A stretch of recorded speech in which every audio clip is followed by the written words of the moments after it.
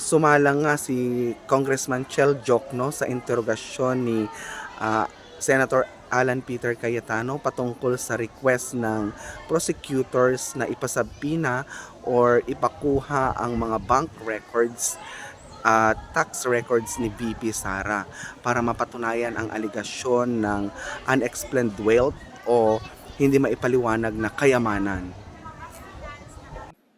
For unexplained wealth, Your Honor, I believe the ultimate facts must include the following.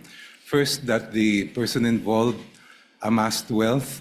Second, that that wealth is manifestly disproportionate to that person's lawful income. So kailangan po natin makita kung ano yung kanyang kayamanan at kailangan natin ikumpara doon sa lehitimo niyang kinita.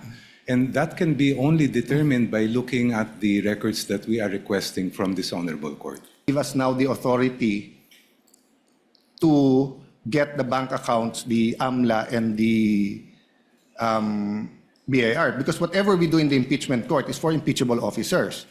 But nanonood din yung Sandigan Bayan, nanonood din ng RTC, MTC, nanonood din yung Supreme Court. So whatever rule we have here, that will influence then how we deal with barangay captains all the way to anyone who's not impeachable, no? No, but if you're just looking at the SALN at yung kinita niya, so I'll give you a example. No? I won't name the person para walang mag-react. But he was senator, I think in 1987, an outstanding human being. And he was telling us, etong lupa na to, nabili ko ng 1980 o 1970 na 50,000. Oh, nabenta ko ng 1990. Kaya lang sa SALN, ang nakalagay kasi doon yung acquired cost. So nilagay ko 50,000. So kung titignan mo kami, then he named some other great senators, etc. na kasabayan niya, congressman at dito. Titignan mo si senator ganito, kami lahat. O ang SALN namin baka 5 million. Pero yung 100,000 na lupa na binili namin noon, baka 5 million, 20 million, 30 million. So if one of those officials suddenly sold the property and then placed the money that came in, so let's say the 100,000 property was sold for 5 million, but then for example, pinang-blow out niya sa pamilya yung 500,000 before December 31 of that year, mag-i-increase yung kanyang SALN by 4.5 million.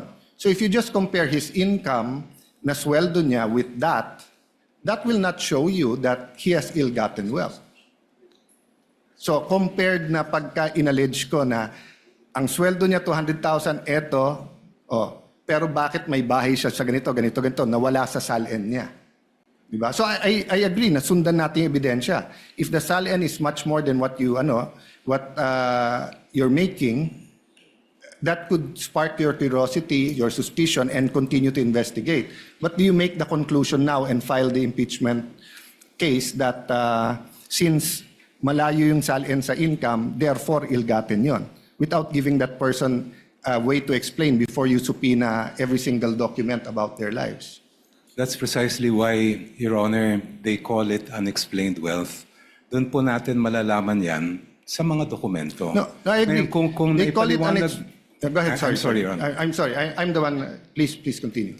Kung halimbawa sa binigay niyong example ay nag-appreciate yung value of the land, then I would not call that unexplained. I would call that explained wealth. Yes, but you're introducing a new concept now, unexplained wealth versus ill-gotten wealth. I agree with you. Unexplained wealth is that if you look at the SALN at hindi tumutugma, may may unexplained wealth. That's why you ask them to explain it. And then pag hindi maganda yung explanation and may ebidensya ka, then you can go against that person for ill-gotten wealth.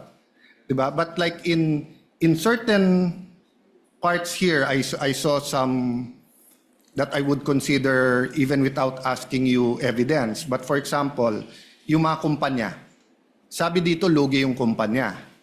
So kung lugi yung kumpanya, hindi makaka-contribute yun sa kanyang ill-gotten wealth kung meron man. So why are we getting all the documents about those companies? Doon pumapasok yung criticism ng iba, is this a fishing expedition? Kasi if I had 5 companies and they were all making money and supposedly I only own 1% of that company but I'm getting half of that income, I would agree with you, isupina lahat yan. Tignan natin yung flow niyan, baka yan yung pumasok sa akin. Pero lugi nga yung mga kumpanya eh. As an example, as an example. So that's my point. Is it enough in the view of the prosecution panel just to allege malaki yung salin mo, bigger than your monthly sweldo? Both of us agree it's unexplained. But is it ill-gotten, or do you need more allegations to show that it was ill-gotten? Well, Your Honor, please, the decision whether wealth is unexplained or, as you said, ill-gotten is really a decision that this honorable court will make based on the evidence. Ang gusto lang po namin ay mailatag ang ebidensya sa inyong harap para kayo na mismo ang magsabi. At para malaman po yan, we have to look at the statements of assets, liabilities, and net worth. We have to look at the lawful income reported in the ITRs. We have to look at the bank records in terms of kung ano yung pumasok at lumabas sa kanilang mga accounts. I'm sorry, Your Honor. Yeah, go ahead. It's mine. As Sorry. far as the businesses are concerned, that has to do with the third subcharge under unexplained wealth. Yung pong continuing to participate in business interests despite the clear and express prohibition provided in the Constitution. We want to know whether those businesses, yung ba ay mga operational ba ito? Ito ba ay talagang sabihin natin na nandun yung sinasabi nga inaamin ni Vice President sa kanyang salin na business interest nga niya yon. Yeah, I'm skipping because this is mostly questions on fishing expedition. I'll go to the defense after this, but can you tell us the difference between evidence and proof? In your layman's term or legal terms, or if you want to look it up, but in how do we explain to people the difference between evidence and proof? Napakabigat po ng inyong tanong. No, in our words lang. I will para try lang my maintindihan. best, Your Honor, to answer it. In a court proceeding, whether we're speaking of an impeachment court or a regular court, the judges look at the evidence. They may never be able to know the entire truth kasi ang pangyayari ay nangyari dati pa po. Essentially, a trial is really a reconstruction of something that happened before. So it may happen in some cases that there is enough evidence to make conclusions as far as a judgment is concerned, even if the members of the court did not get to see the entire truth. Yes. Ang gusto po namin maiwasan na dito sa impeachment court ay meron po tayong hindi mailatag na ebidensya sa mga mahistrado po na nandito para talagang maging buo yung larawan nila bago po kayo magpapasya. Yeah. I don't think there's any question that all of us here want na mailatag yung ebidensya. The question is, do you have the evidence or are you fishing for the evidence? And that's a question not only for you, but for every single impeachment process, not only the umabot dito, because myself, Senator Subiri, Senator Chis Escudero, then later on Senator Villanueva, has been in the House many times during impeachments of presidents and chief justices. No? But the reason I ask between evidence and proof is because if you have the evidence, you want the opportunity, diba, to bring it here, show the relevancy, connect it to the crime, admit it, so that if it's true, then we can convict. The opposite sides na will either question, hindi admissible yan, or admissible, pero walang relationship yan, etc. No? So what I'm saying is that if you're going to prove your case with no evidence, except that if you get all of that,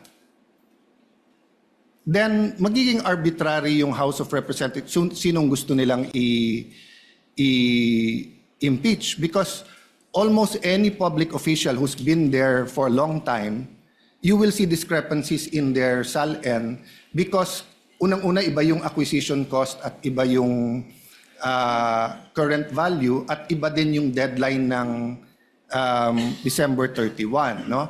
Which after this I'll ask the defense to answer, then I'll go into the AMLA, which is different from bank accounts, no? So if you're coming to the court with evidence already, but kinukuha mo yung subpoena na yan, di ba, to further prove your point, I don't think there'll be a question there. As Attorney Powa said kanina na Kung yung BIR box na yan, alam natin yung laman, and dapat gamitin dito, de inallege nyo na. Pero kung hindi alam yung laman, are we fishing there if there's a tax evasion or wala? I don't know the answer. I'm asking you the question. You can answer it in any way you're comfortable in answering.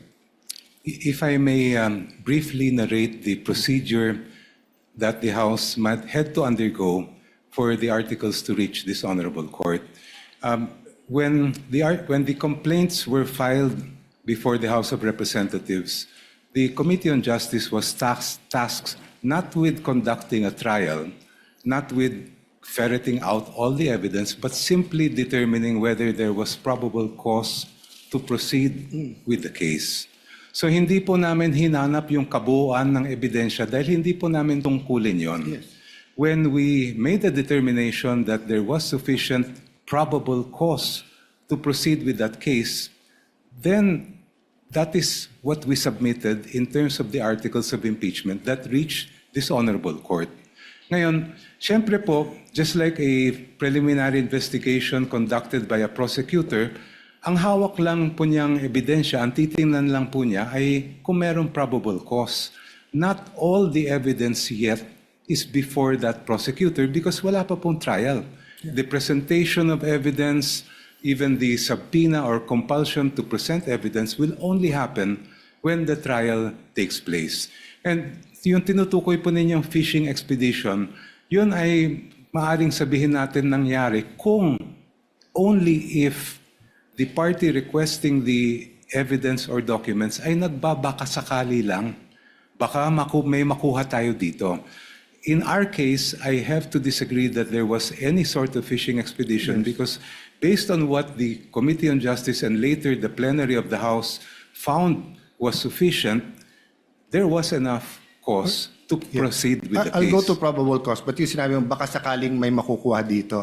You said hindi ganon. So anong makukuha natin if we grant all the subpoenas you're requesting? The evidentiary facts, Your Honor, that were not yet, hindi pa nakita ng House nung ang ginagawa lang po namin ay determinahin ang probable cause. So nagbabaka sakali din? Hindi po. No, kasi you said... Because there is basis for Yeah. requesting for So the what bank will you records. see? You still don't know what you'll see.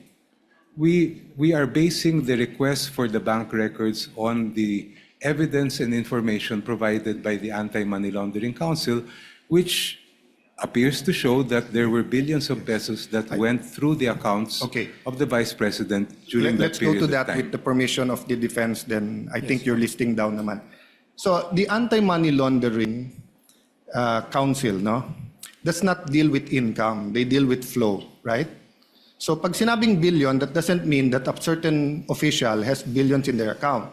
So meaning if I have 1 million pesos deposit on January 1, and then on January 5, I take it out and put it in time deposit for 1 month, and 1 month later it comes out with 2% time deposit, hindi na 1 million yon. 1 million in, 1 million out, 2 million, 1 million in the time deposit, 3 million.